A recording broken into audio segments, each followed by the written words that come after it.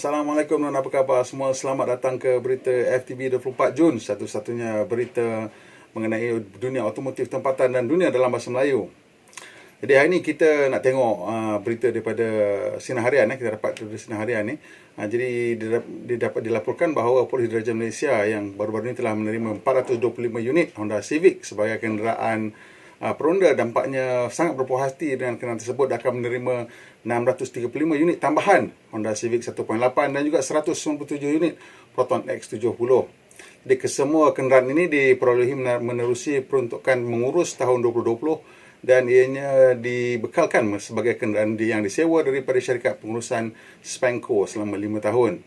Kenderaan baru ini menggantikan ratusan kenderaan polis wajar persona yang sudah uzur dan tamat tempoh perkhidmatan, dan penyerahan mula dilakukan pada awal bulan Jun dan akan selesai pada pertengahan bulan Julai.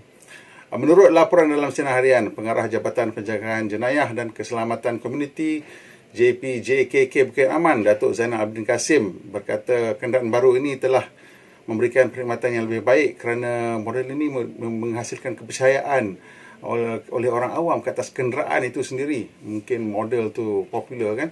Beliau kata berdasarkan pandangan yang diterima pihaknya daripada anggota rondaan, mengatakan ia mendapat meningkatkan tahap keyakinan, suasana kerja yang lebih meyakinkan selain prestasi yang lebih baik. I think betul sebenarnya persepsi kita ialah bila kenderaan yang datang tu pun datang memberikan kita keyakinan, kita akan berasa lebih selesa lah dengan apa yang berlaku. Kesemua kenderaan ini dilengkapi dengan peralatan sokongan seperti peralatan komunikasi RMP Net, kamera dashboard, dashcam dan juga perakam video digital mudah alih. Okey, kita teruskan kepada berita utama kita hari ini, iaitu Volkswagen baru saja melancarkan Arteon baru serta Arteon Shooting Brake. Shooting Brake ni interpretasi sporty untuk wagon lah. Pelancaran ini menyaksikan Arteon berkembang menjadi dua varian utama, iaitu Fastback dan Shooting Brake. Dan ciri utama kemaskini Arteon ini termasuk reka bentuk lampu depan yang menggunakan barisan diod bercahaya sepanjang muka depan. Ni macam pada Golf yang baru. Bilah krom yang terselah pada grill dan juga reka bentuk laluan udara bawah yang lebih dramatik. Jadi penggunaan diod bercahaya ni diteruskan di bahagian belakang. Dan lampu belakang ni digunakan bagi mencipta satu gaya tersendiri dengan identiti tayangan lampu depan dan belakang. Tengok lampu je kita dah kenal kita ni apa. Jadi malam memang distintif. Sebagai coupe 4 pintu, Arteon sememangnya direka bentuk sasa dan sifat yang sama terselah pada Shooting Brake. Walaupun mereka sangat berbeza bermula dari tiang B ke belakang. Bentuk tingkap kedua Shooting Brake mula menirus ke atas dan tingkap ketiga ni menirus dengan lebih dramatik lagi sampai dia punya gaya tu iras macam, ingat tak sportsback hatchback yang Sirocco dulu. Sirocco tu kan memang terkenal dengan gaya yang tersendiri kan. Saya nampak iras-iras Sirocco tu daripada dia 3/4 Arteon Shooting Brake ni.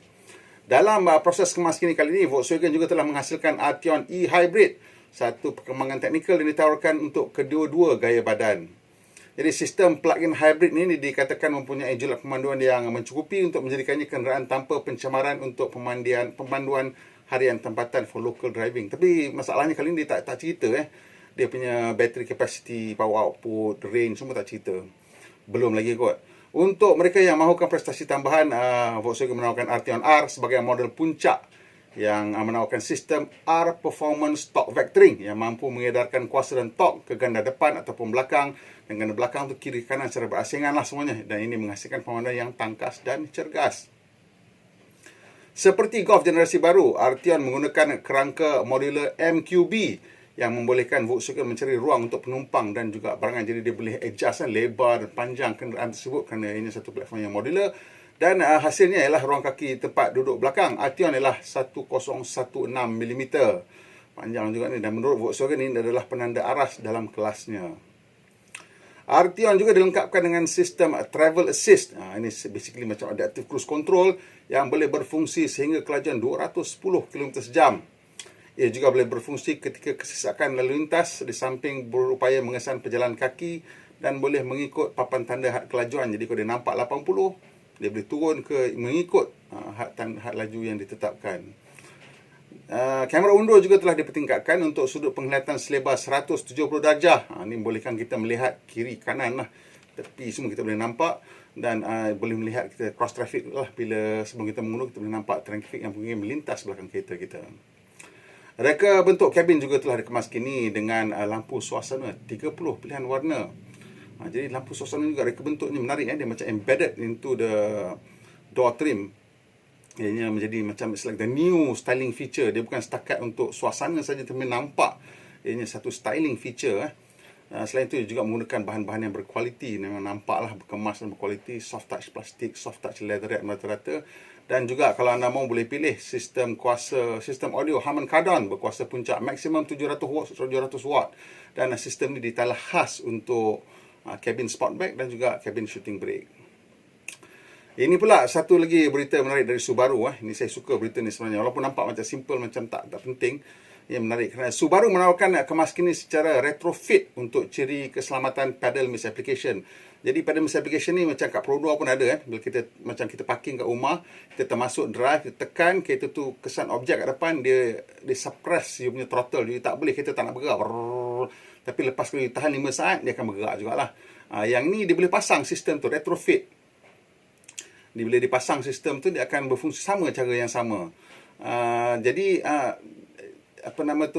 yang ini sama juga macam yang Pro 2 ni, tak pasti sama, tapi yang ni dia kata sistem ni bila dia mengesan halangan, sama ada mandu ke depan atau ke belakang, kalau dia mengesan halangan dan driver tekan minyak, dia akan suppress the throttle lah. Sama juga masa mengundur, dia tak benarkan lebih dari 5 km sejam. Kalau lebih tu, dia memang suppress juga. Tak kira lah dia ada nampak halangan ataupun tidak. Tapi kena faham, sistem ni dia tidak menekan brake. Dia hanya setakat suppress the throttle sahaja.